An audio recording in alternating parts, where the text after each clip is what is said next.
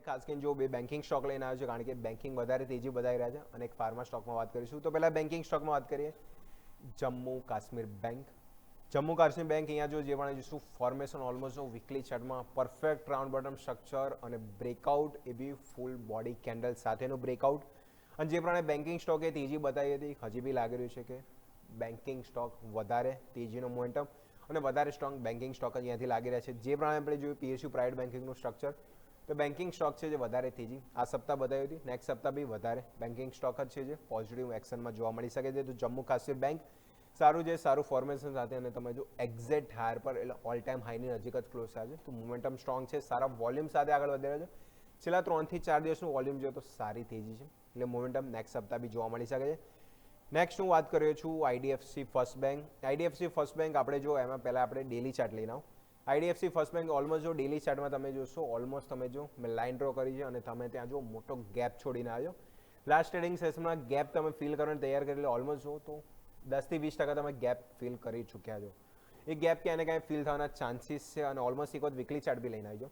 Weekly ચાર્ટમાં બી જે પણ જોઈશું, અહીંયા બી જો ઓલમોસ્ટ તમે વીકલી ચાર્ટમાં બી ગેપ છે, ત્યાં બી જો ઓલમોસ્ટ જે ગેપ આપણને 80 થી 81 રૂપિયા આજુબાજુ છે.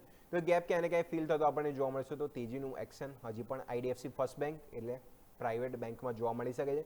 તો ગેપ ક્યાંય ને ક્યાંય ફિલ હોય તો હજી બી બીજી 3-4% એક્શન આઈડીએફસી ફર્સ્ટ બેંક જો આવી ગેપ મૂવ કરીને હજી પણ આગળ જાય છે, તો એક્શન આપણને ફર્ધર તેજી તરફ જોવા મળી શકે. તો આઈડીએફસી ફર્સ્ટ બેંક અહીંયા બી એક્શન પોઝિટિવ જોવા મળી શકે. અને લાસ્ટ વાત કરીશ કોન્કોર્ડ બાયોટેક.